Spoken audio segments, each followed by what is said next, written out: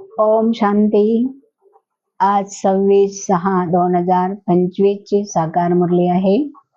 बाबा सांगतात, माझ्या गोड मुलांनो, सध्याच्या ह्या कलियुगामध्ये तुम्हाला मान अपमान, सुख दुःख, निंदा स्तुती सर्व काही सहन करायचं आहे. कारण थोड्याच काळामध्ये ह्या दुनियामधलं सर्व काही संपणार आहे. एकदा तुम्ही नवीन दुनियामध्ये गेला की गेला. बाबा ह्या पुरुषोत्तम संगम युगावरती बाबा मुलांना कोणती सावधानी देत आहे? तर बाबा म्हणतात, मुलांनो, कधीही बाबांवर किंवा आपल्या सेवा केंद्रावर असलेल्या ब्राह्मणीवर कधीही रुसू नका.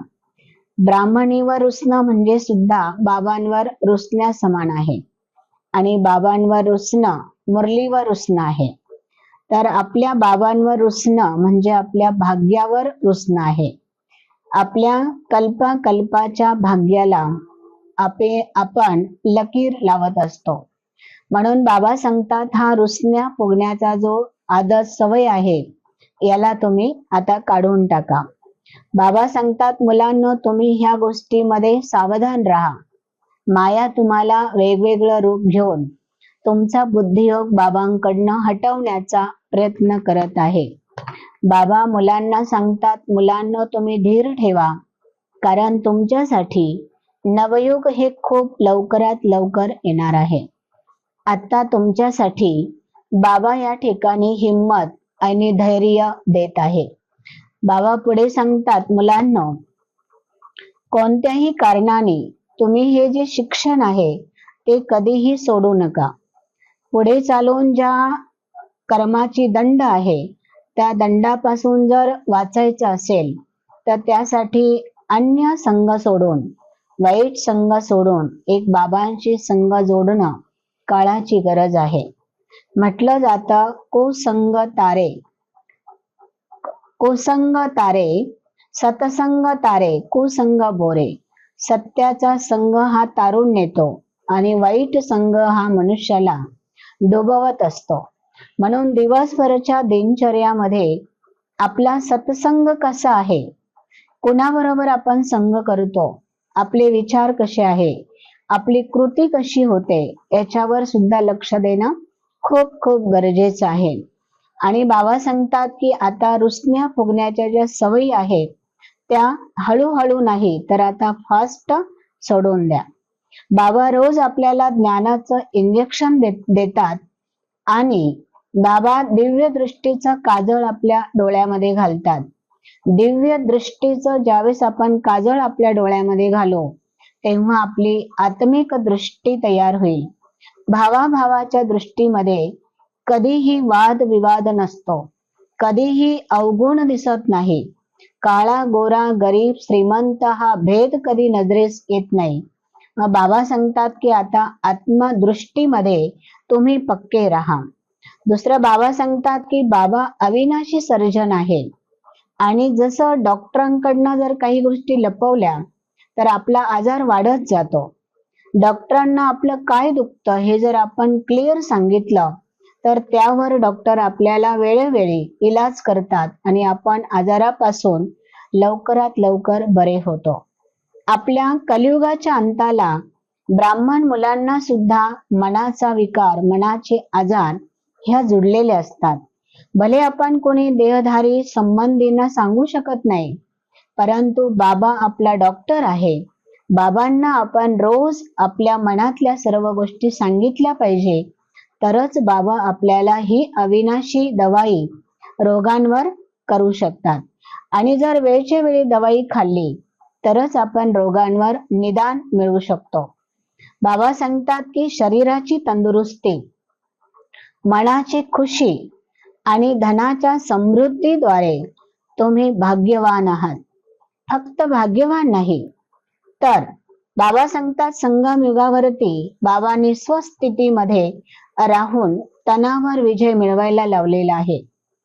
तणामध्ये असलेली रोग, तणामध्ये असलेले आजार यांना जर दूर करायचं असेल तर एक आहे कर्मभोग आणि दुसरा आहे कर्मयोग. कर्मयोगाच्या द्वारे कर्मभोग चुक्त केला जातो, तेव्हा आपलं तन म्हणजे शरीर हे निरोगी राहतं. बाबा म्हणतात की मनाचा रोग मिटवण्यासाठी एक आहे कर्मकांड आणि दुसरं आहे मनाची भक्ती. त्याला बाबा सांगतात मन मना भव. आता या ठिकाणी मानस भक्ती म्हणजे मन मना भवचा मंत्र आहे. हा गीतेमध्ये उच्चारलेला मंत्र आहे.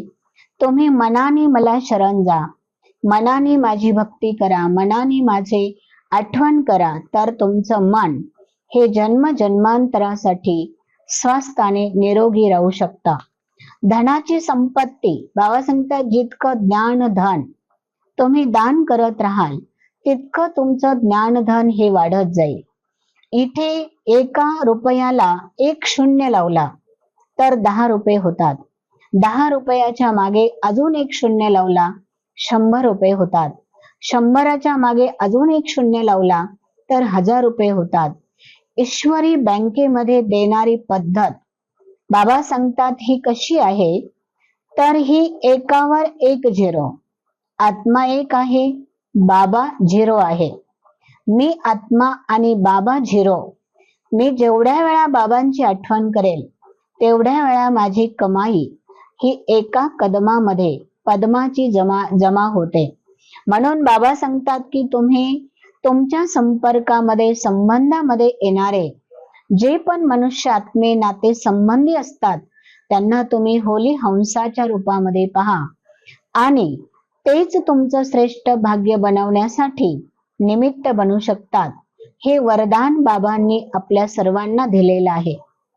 पुढे बाबा सांगतात की मुलांनो, बाबांची आठवण आणि ईश्वरी सेवा ह्या दोन्ही गोष्टींचा जर यथार्थ तुम्ही बॅलन्स ठेवला तर तुमच्या आतमध्ये असलेले जे ब्लॉक आहे, ब्लॉक म्हणजे जे रक्तवाहिनीला सुरळीत रक्तवाहिनी न करण्यासाठी जे अडथळे निर्माण होतात, गाठी निर्माण होतात, तर त्या गाठी आरामशीर सुटतील.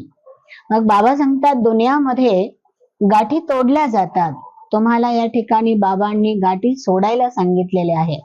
आणि गाठी याचा अर्थ स्थूल रस्सीच्या गाठी नाही, तर मनामध्ये असलेला वैरभाव, द्वेषभाव, घृणाभाव ह्या मनातल्या ब्लॉकेजला काढायचं असेल तर आपण ह्या दोन्ही गोष्टींचा बॅलन्स, समन्वय हा साधणं गरजेचं आहे. बाबा पुढे अव्यक्त इशारा आपल्याला सांगतात, अनेक जन्म जन्मांतर तुम्ही देहाची स्मृती ठेवली आणि ह्या देहाच्या स्मृतीमुळे तुम्ही आपल्या स्वतःचं स्वस्वरूप विसरून गेलेला आहे. बाबांनी आता आपल्याला पहिला धडा शिकवला, मुलांनो देह नश्वर आहे, आत्मा अविनाशी आहे, चैतन्य आहे. ह्या पहिल्या पाठामध्येच आपल्याला अनेक जन्माची स्मृती जागृत झाली आणि त्या स्मृतीमध्येच समर्थी बाबा देत आहे. बाबा सांगतात मुलांनो, ज्या ज्या वेळामध्ये तुम्हाला आत्म्याची स्मृती जागृत होईल त्या त्या वेळामध्ये आत्म्यामध्ये असलेली शक्ती ही तुम्हाला वारंवार ही प्रदान होऊ शकेल. ओम शांती.